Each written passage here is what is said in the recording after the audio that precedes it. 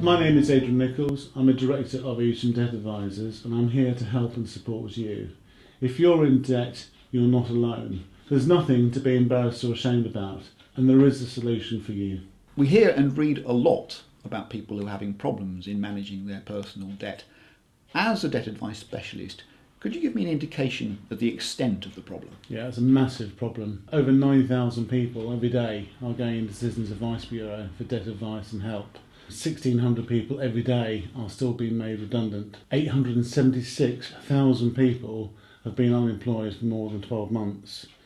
Every 14.6 minutes, a house is being repossessed, and every 59 seconds of the working day, someone's been declared bankrupt or insolvent. So it's a massive problem. So it seems that almost anyone can be exposed to these problems.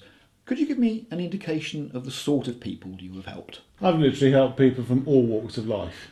Single people, married couples, sole traders.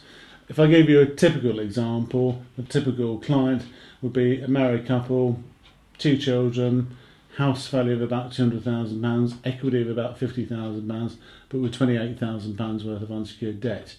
But I've helped people that have got under £10,000 of debt to people who have got well over £100,000 worth of debt.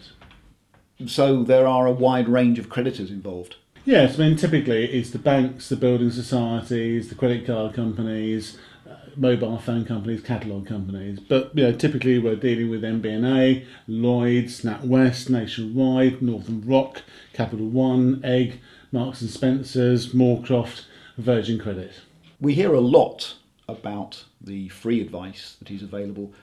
Could you give me an indication of what you think about that sort of advice? There's not the question of whether or not the advice is free or not, but the quality of the advice and whether or not you're getting the right solution for your particular circumstances. I've seen some dreadful sort of cases, of both paid for and free advice. I had a case recently where I had a couple, he was 48, she was 56, they had £40,000 worth of debt.